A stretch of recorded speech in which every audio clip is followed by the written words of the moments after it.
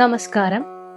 ഇത് എറണാകുളം ജില്ലയിലെ തൃക്കാക്കര വാമനമൂർത്തി ക്ഷേത്രം. കേരളത്തിൽ ഓണം തുടങ്ങുന്നത് ഇവിടെ നിന്നാണെന്നാണ് വിശ്വാസം. 108 വൈഷ്ണവ തിരുപ്പതികളിൽ ഒന്നാണ് ഈ മഹാക്ഷേത്രം. ഏതാണ്ട് 4500ഓളം വർഷത്തെ പഴക്കമുള്ള ക്ഷേത്രമാണിത്. ഒരു കാലഘട്ടത്തിലെ ഏറ്റവും വലിയ ക്ഷേത്രമായിരുന്നു ഇതെന്നാണ് അനുമാനം. പ്രാചീന കാലത്ത് ഇവിടെ ആദ്യമുണ്ടായത് ശിവക്ഷേത്രമാണ്. അക്കാലത്ത് കിഴക്കോട്ട് ദർശനമായിട്ടുള്ള ക്ഷേത്രത്തിന് മുൻവശം വരെ കടലായിരുന്നുവെന്നും പിന്നീട് കടൽ പിൻവലിഞ്ഞുണ്ടായതാണ് എറണാകുളത്തിന്റെ നല്ലൊരു ഭാഗമെന്നും പറഞ്ഞു കേൾക്കുന്നു. ശിവക്ഷേത്രത്തിനു പടിഞ്ഞാറ് വശം വിവാഹമണ്ഡപം പണിയുന്നതിനായി തറ കുഴിച്ചപ്പോൾ കിഴക്കുഭാഗത്ത് അടിയിൽ ചെങ്കല്ലും പടിഞ്ഞാറോട്ട് കടലിനടിയിൽ ചെളിയുമാണ് കണ്ടതെന്ന് VS നായരുടെ പുസ്തകത്തിൽ രേഖപ്പെടുത്തിയിട്ടുണ്ട്. ഇതിൽ നിന്ന് ഒരു കാലത്ത് ഇവിടെ സമുദ്ര സാന്നിധ്യം ഉണ്ടായിരുന്നുവെന്ന് വ്യക്തമാകുന്നു. വടക്കനപ്പനെന്നും വടക്കൻ ദേവനെന്നും ശിവപെരുമാൾ അറിയപ്പെടുന്നു. ശിവക്ഷേത്രത്തിന്റെ മുന്നിൽ പുറത്തെ നടപ്പുരയ്ക്ക് കിഴക്കുഭാഗത്ത് മഹാബലിയുടെ ആസ്ഥാനം എന്ന സങ്കല്പത്തിൽ വലിയ വിളക്ക് വെച്ചിട്ടുണ്ട്. എന്നാൽ ഇവിടെ പ്രതിഷ്ഠയില്ല.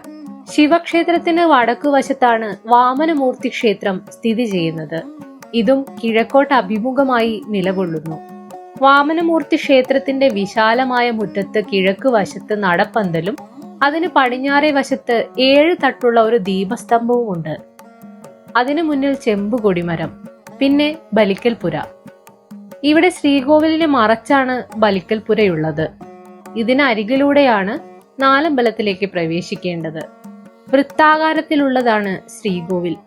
കരിങ്കല്ലിൽ പഞ്ചവർഗ തറയിൽ നിർമ്മിച്ച ശ്രീകോവിലിൽ ചതുർബാഹുവായി ഭഗവാൻ മഹാവിഷ്ണുവിന്റെ അവതാരമായ വാമനമൂർത്തി ചൈതന്യ സ്വരൂപനായി ഇവിടെ കൊടികൊള്ളുന്നു. പീഠം കൂടാതെ 4 അടിയോളം ഉയരമുള്ളതാണ് ഇവിടത്തെ വിഗ്രഹം. താഴത്തെ വലതുകൈയിൽ താമര, മുകളിലേതിൽ ചക്രം, താഴത്തെ ഇടതുകൈ കടിബന്ധമായും മുകളിലേതിൽ ശംഖും കാണാം. പ്രത്യേക കിരീടമാണ് ഭഗവാന് ചാർത്തിയിരിക്കുന്നത്. വടക്കു പടിഞ്ഞാറെ മൂലയിലെ ശ്രീകോവിലിൽ ശ്രീ ഭഗവതിയുടെ ശിലാവിഗ്രഹമാണ് പ്രതിഷ്ഠിച്ചിട്ടുള്ളത്. നാലമ്പലത്തിലെ പടിഞ്ഞാറേ കോണിലുള്ള ശ്രീകോവിലിൽ ശാസ്താവിന്റെ ശിലാവിഗ്രഹവും കാണാം. കിഴക്കുവശത്തായി ക്ഷേത്ര കിണറുമുണ്ട്. ഇതിനു വടക്കുഭാഗത്തായി ഗോപാലകൃഷ്ണ പ്രതിഷ്ഠയുമുണ്ട്. കടമ്പനാട്ട് തേവരെന്നാണ് കൃഷ്ണൻ ഇവിടെ അറിയപ്പെടുന്നത്. പ്രദക്ഷിണ വഴിക്ക് തെക്ക് പടിഞ്ഞാറേ അറ്റത്തായി സർപ്പക്കാവും നാഗവിഗ്രഹങ്ങളും കിഴക്കും പടിഞ്ഞാറുമായി ഗോപുരങ്ങളുമുണ്ട്. ക്ഷേത്രത്തിന്റെ വടക്കു പടിഞ്ഞാറ് ഭാഗത്തുള്ള തീർത്ഥക്കുളമാണിത്. കപില തീർത്ഥമെന്നാണ് ഇത് അറിയപ്പെടുന്നത്. മഹാവിഷ്ണുവിന്റെ അംശാവതാരമായ കപില മഹർഷി ഈ ക്ഷേത്ര പരിസരത്ത് വന്നിട്ടുണ്ടാകണം. കപില മഹർഷിയുടെ കമണ്ഡലുവിൽ നിന്ന് തീർത്ഥം വീണുണ്ടായതാണ് കപില തീർത്ഥം എന്നാണ് വിശ്വാസം. കപില മഹർഷിയാണ് ആദിയിൽ ഇവിടെ വാമനമൂർത്തിയെ പ്രതിഷ്ഠിച്ചതെന്നും വായ്മൊഴിയുണ്ട്. 8ാം നൂറ്റാണ്ടിൽ ജീവിച്ചിരുന്ന തമിഴ് കവിയും പരമഭക്തനുമായ നമ്മാൾവാർ ഇവിടെ സന്ദർശിക്കുകയും തൃക്കാക്കരയപ്പനെ സ്തുതിച്ച് തിരുക്കാട്കര പതികം എന്ന ഗീതം രചിക്കുകയും ചെയ്തു. നൂറ്റാണ്ടുകൾക്ക് മുമ്പ് രചിക്കപ്പെട്ട വിവിധ കൃതികളിൽ തൃക്കാക്കരയപ്പനെ സ്തുതിച്ചുകൊണ്ടുള്ള ഗീതങ്ങളുണ്ട്.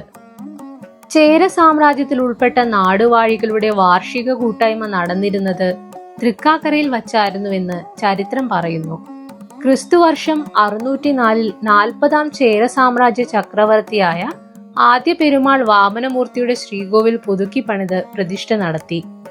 അദ്ദേഹമാണ് തൃക്കാക്കരയിൽ ഓണാഘോഷത്തിന് തുടക്കം കുറിച്ചതെന്നും ചില രേഖകളിലുണ്ട്. അക്കാലത്ത് തൃക്കാക്കരയപ്പന്റെ ഉത്സവം 28 ദിവസമായിരുന്നു. കർക്കിടകത്തിലെ തിരുവോണ നാൾ മുതൽ ചിങ്ങത്തിലെ തിരുവോണ നാൾ വരെ. എന്നാൽ അവസാന 10 ദിവസത്തെ ഉത്സവത്തിനായിരുന്നു പ്രാധാന്യം. 8 നാട്ടുരാജ്യങ്ങളിൽ നിന്നുള്ള പ്രജകളും ഉത്സവത്തിൽ പങ്കെടുക്കാൻ എത്തിയിരുന്നു. ഓണാഘോഷങ്ങളുടെയും ഓണസദ്യയുടെയും ഉത്ഭവം ഇവിടെ നിന്നാണെന്നാണ് വിശ്വസിക്കപ്പെടുന്നത്. കേരളീയർ എല്ലാവരും ഓണം ആഘോഷിക്കാൻ ഇവിടെ എത്തിച്ചേരുന്നതിനാൽ ഇവിടെ ജനസമുദ്രമാകുമായിരുന്നു. വരുന്നവർക്കെല്ലാം സദ്യ നൽകാനുള്ള അതിവിപുലമായ സന്നാഹങ്ങളാണ് നാടുവാഴികളും ചേരമാൻ പെരുമാളും നടത്തിയിരുന്നത്. വളരെയേറെ ഐതിഹ്യ പ്രാധാന്യവും ചരിത്ര പ്രാധാന്യവുമുള്ള ഈ ക്ഷേത്ര സന്നിധിയിൽ ഒരിക്കലെങ്കിലും ദർശനം നടത്തുകയെന്നത് വളരെ വിശേഷമാണ്. ഓണക്കാലത്ത് സാധിച്ചില്ലെങ്കിലും എപ്പോഴെങ്കിലും ഇവിടെ എത്താൻ ശ്രമിക്കുക. ഭക്തനെ പരമപദത്തിലേക്ക് ഉയർത്തിയ വാമനമൂർത്തിയെ തൊഴുത് പ്രാർത്ഥിക്കാൻ സാധിക്കുക അത് തന്നെയാണ് ജന്മപുണ്യം.